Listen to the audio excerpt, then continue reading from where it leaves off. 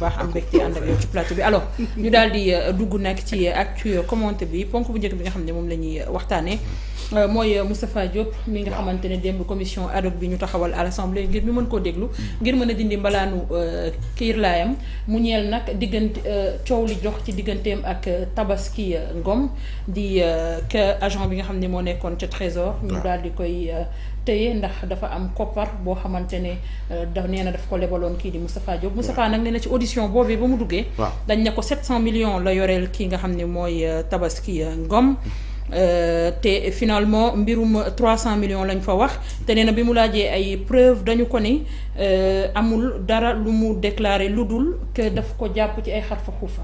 Babacar Ndiaye nuyu naa la waroon naa laajte preuve maître à ce stade ci bi mu daje commission bi moom Moustapha Diop preuve ci ne jóge nañ 700 ne 300 millions la finalement demandé à la commission waaw demande commission au niveau de l'Assemblée nationale. waaw te bi mu laajee dañ ko ne da nga ko liggéey. Bon par rapport à cette question là je crois que xam nga ci ay waxi Moustapha Diop.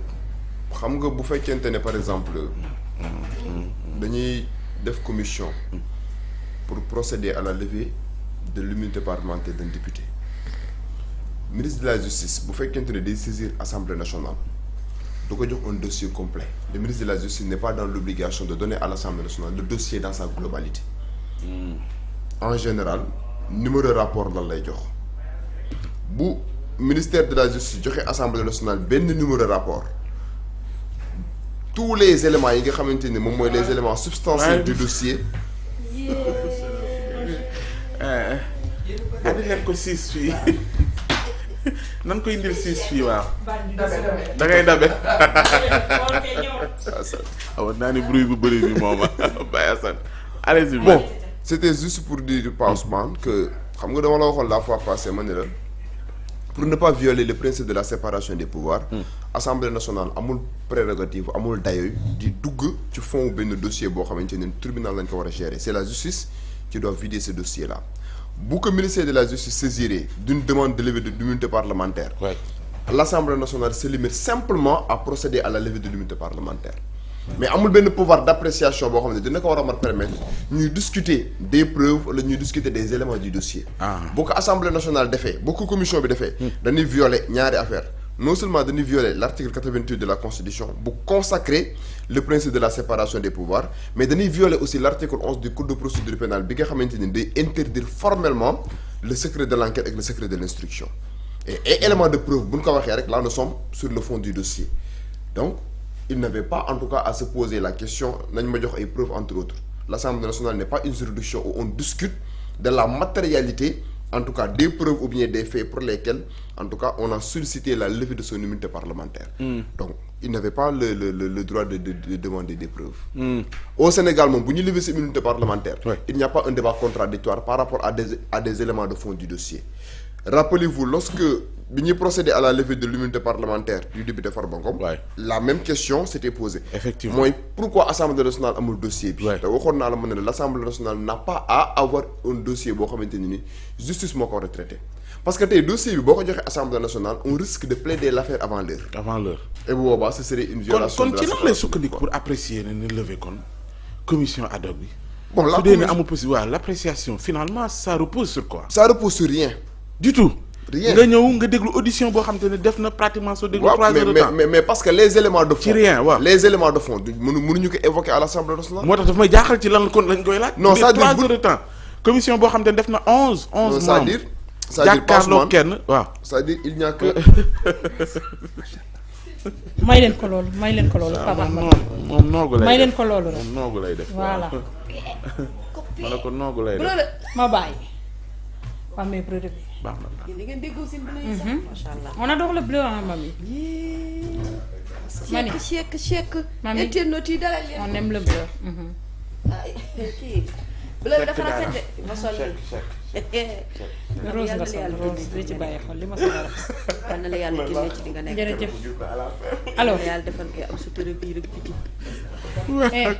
defal lu la neex toogal. yàlla taxaw. micro bi ah Weda. amiin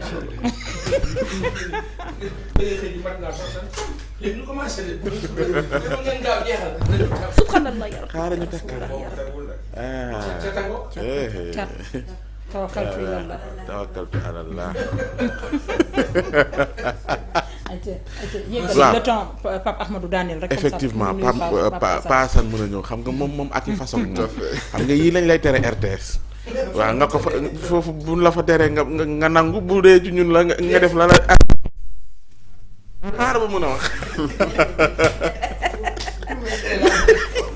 mais est-ce que n'y-a-t-il pas lieu à ce que ci foofu Assemblée nationale peut-être mën a réformer bien entendu dinañ tenir en compte li ngay wax nii. le principe de la séparation exactement waaw mooy risque bi. oui mooy risque bi c'est-à-dire boo gisee par exemple que commission bi que ça soit commission que ça soit plénière amuñu marge de manœuvre parce que du leen jox autorisation ak permission tey jii nii kat ñu entreprendre un débat de fond pour mën a révéler ay éléments yoo xamante ni justice moom moo ko war a leeral.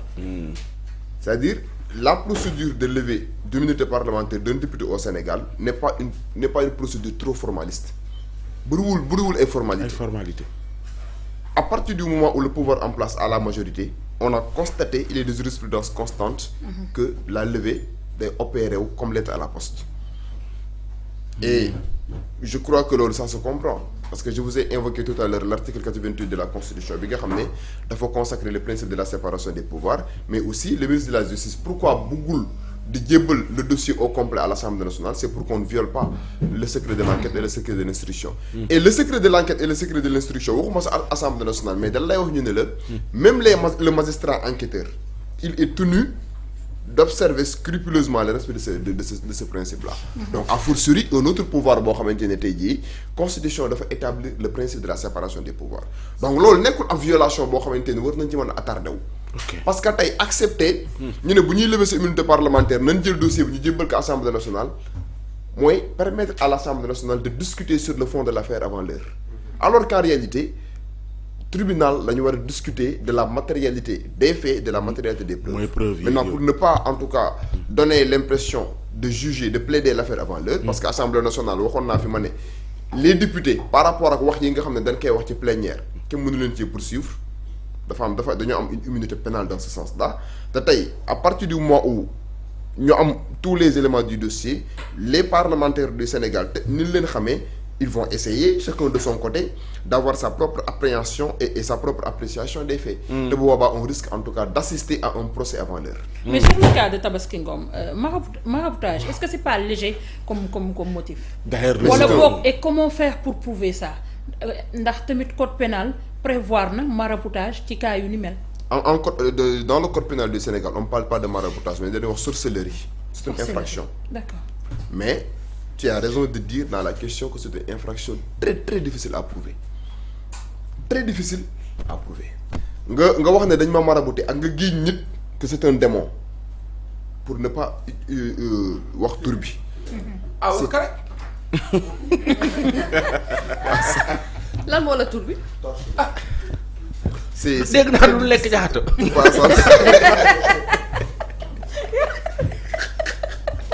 du loolu. tout à fait ñun dañuy lekk jaxato pour un peu maquiller les choses. affaire yi ñun moom dañuy lekk. kon wax ka rek. ma may la sama suppu kànja barki démb. jaxato bu toll ni àdduna lañ teg ci digg bi.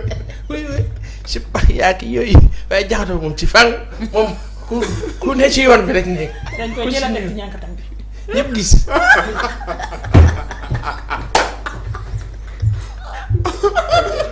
bu daw ku suur rek. wuy ma nu ko ngéelaa xool ku ne non aw ma appétit kenn ne la nii mais suur ka suur yaa ka suur rek maître mu leen teg jaxatu ci digg ba nga naan non man tey sama nu lee mosal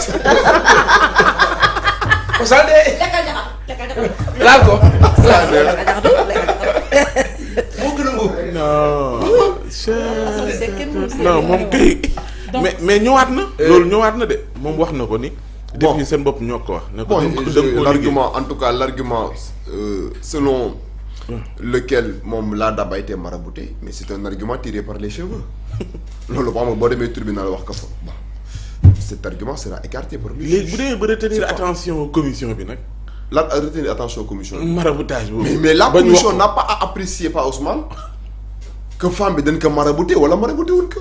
La commission se limite simplement à interroger ki nga xam ne moom mooy le sieur Moustapha Diop par rapport ak faits yi nga xamante ni moom lañ koy toppee faits yi mooy lan on se limite à la qualification des infractions yow kat ministère de la justice saisir nañu nee nañu da lay toppee tel sans rentrer dans le fond du dossier pour ne pas violer le principe sacro-saint de la séparation des pouvoirs mais aussi le principe du secret de l'enquête et de l'instruction.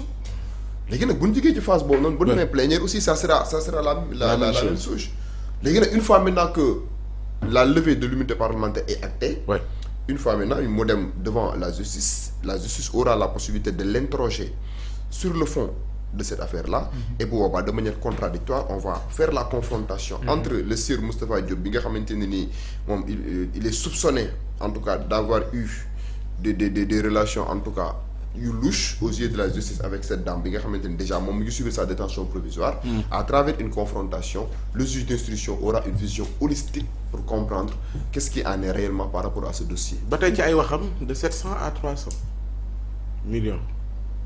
de 700 lañ doon wax. à 300 millions nee na boo ne 300 millions ko 300 millions. oui mais qu'à cela ne tienne je crois que ça soit 700 millions que ça soit 300 millions ça importe peu. ce qui est primordial. dans ce dossier-là. mooy ni mu jokkalantee ak moom xaalis bi c'est-à-dire la somme importe peu ki ko jox kan la on nous dit que c'est une inspectrice du trésor lan lañ séq ñoom ñaar ba ma war ko mën a jox somme boobu noonu pourquoi ñu jox ñu benn décharge boo xam ne la fois passée moom mu ngi koy wax dañ cee gis cachet ministère alors qu'en réalité ci période boobu noonu Moustapha Diop n'était plus ministre donc il y a une crielle d'interrogation qui se profile à l'horizon et pour qu'on puisse avoir véritablement une idée claire par rapport à ça il va falloir ñu transcender cette étape-là mooy bu ñu lever immunité parlementaire ba pare bañ procureur bi en tout cas entreprendre des poursuites à l'encontre du sieur Moustapha Diop devant le juge d'instruction dina def ce qu'on appelle une confrontation bu ñu ko confronter avec la dame juge d'instruction bi dina am ay d'autres éléments yoo xamante ne nii dina permettre à l'opinion en tout cas d'être édifiée par rapport ak transaction boobu jokkalante boobu am si ñoom ñaar kii nekk ancien ministre kii nekk une inspectrice en tout cas du trésor donc là qu'est-ce qu'il y en est réellement. ndax am na lu muy risque moom Moustapha Diop. oui mais à partir du moment où moom considéré nañ ko comme complice wala co-auteur parce que mën nañ ko considérer comme complice comme mën nañ ko considérer comme co-auteur. c'est quoi la différence. la différence entre la complicité ak co-auteur mooy lan complice c'est celui qui a apporté aide ou assistance à la commission de l'infraction mooy yow da nga apporter aide ou assistance.